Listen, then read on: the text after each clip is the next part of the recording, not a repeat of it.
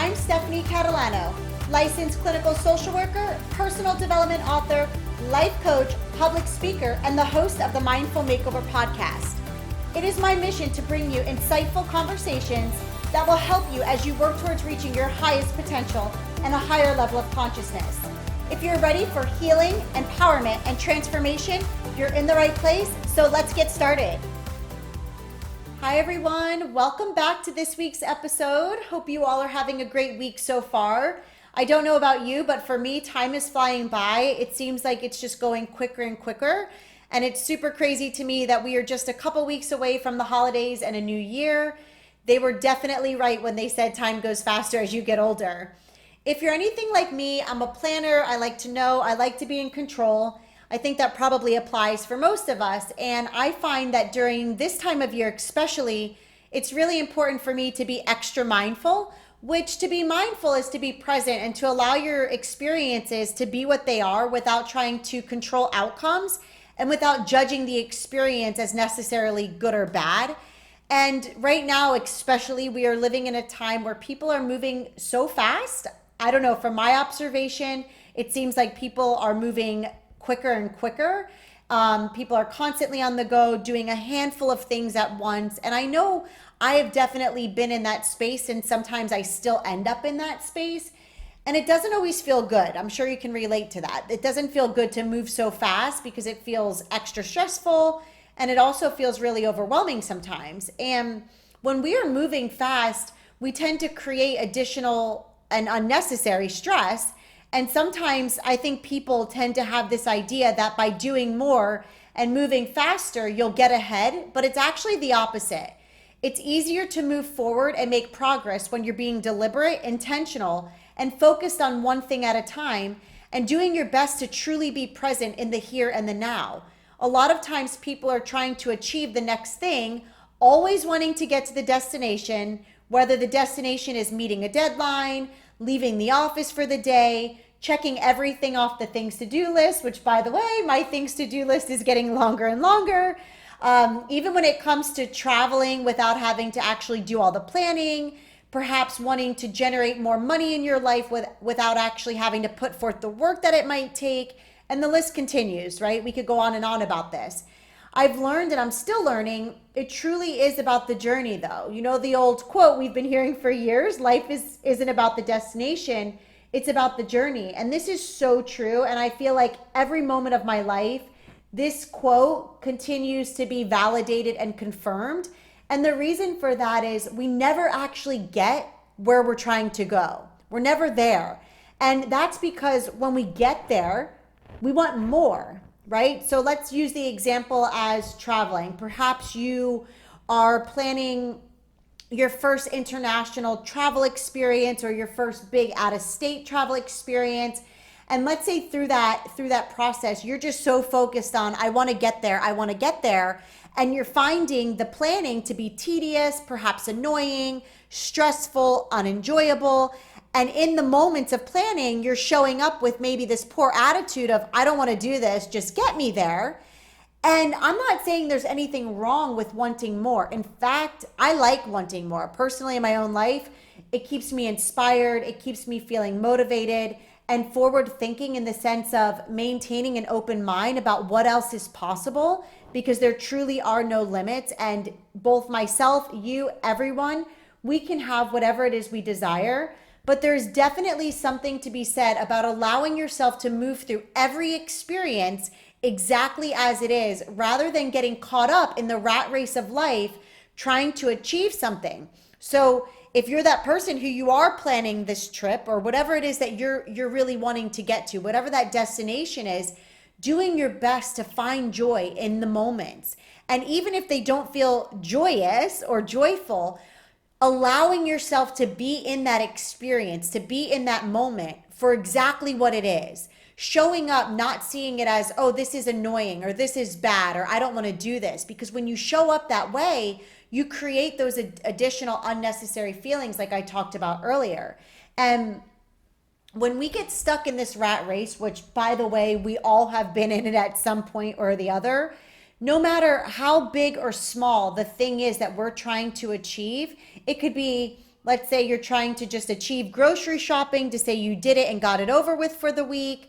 It could be asking for a raise at your job, and even trying to maybe achieve something in your relationships, perhaps proving a point, holding on to a grudge, persuading your partner one way, whatever the story might be. A lot of times when we are trying to achieve something, this creates a resistance. And when you're emitting the energy of resistance, it actually can delay what it is you're trying to achieve. And resistance is one of the biggest barriers for most people. On the other hand, if you allow your experiences to be exactly what they are, as they are, without trying to control, to force, to change, you will absolutely begin to notice that you'll feel better. And when you feel better, you do better. And when you do better, you receive better. You achieve by allowing. And that's the point I really want to make with you all in this episode, is that if there's anything in your life that you're trying to achieve, the best way to get there is to do your best to be open, to live in the energy of what it is that you're seeking, and to show up in every single moment as if you already have that thing, whatever it is that you want, that you already have that thing.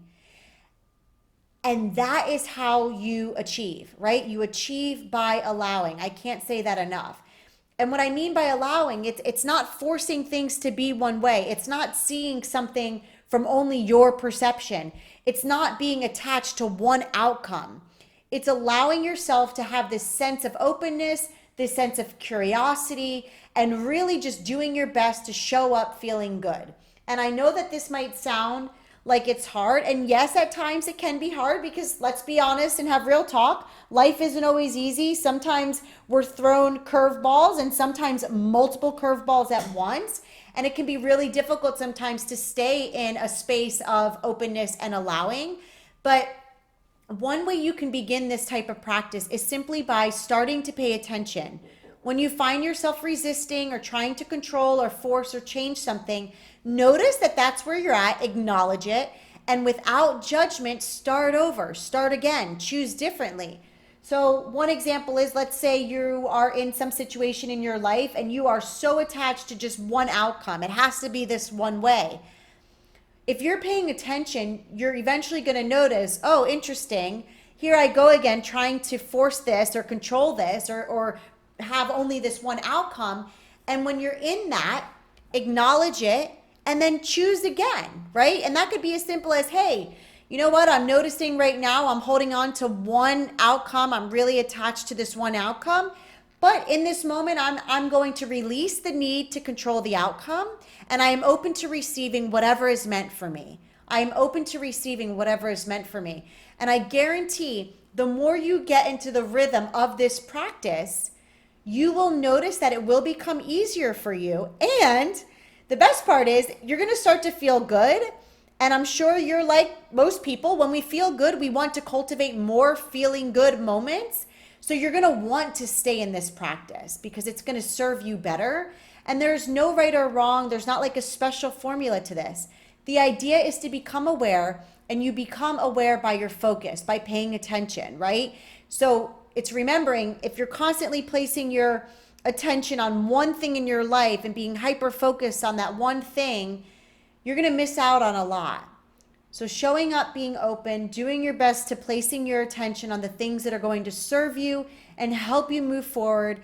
And this is lessening the need to focus on what's outside of you and what's beyond your control. And it's more about paying attention to the inside of you. So that means your thoughts, your feelings, your perceptions, your attitude, and your actions. And the most valuable skill you could ever develop is to become a deliberate thinker. So this is the ability to direct your thoughts towards what you want and stay focused on what's thriving. This ties into what I just shared a moment ago, right? It's when you find yourself focusing on perhaps the negative, notice that and deliberately choose to focus on what's working in that moment, what's thriving in that moment. And also reaching for the next best thing. You don't have to take these huge steps. Sometimes in the midst of it, just slow down and ask yourself, what can I do right now that's going to help me feel a little bit better? That's going to help me open up just a little bit more. This doesn't mean you're always going to think feel good thoughts or that you're always going to feel good, But what it does mean is when you find yourself focused on the negative, use your power to redirect your thinking towards the positive, towards what's going well. So before I wrap up, I want to remind you, this is all about keeping your power, reclaiming your power as many times as you need to. I know it's easy to hand over our power to people, places, things, the world, everything that goes on in the day-to-day.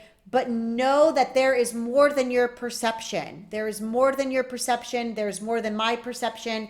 So don't let your perception keep you in a state of resistance. So here's to either starting or continuing your individual process of remaining open and allowing so that you can continue to create the life you desire and feel good. Thank you for joining me today. If you found today's episode to be insightful and inspiring, subscribe so you don't miss out on the next one. And I kindly ask that you please leave me a review so together we can help the next person. To learn more about my products and services, check out www.themindfulliving.com and come connect with me on Instagram at mindfulliving.now, where I share daily inspiration, mindful skills, tips, and more. Until the next episode, stay mindful and always remember the power that lives inside of you.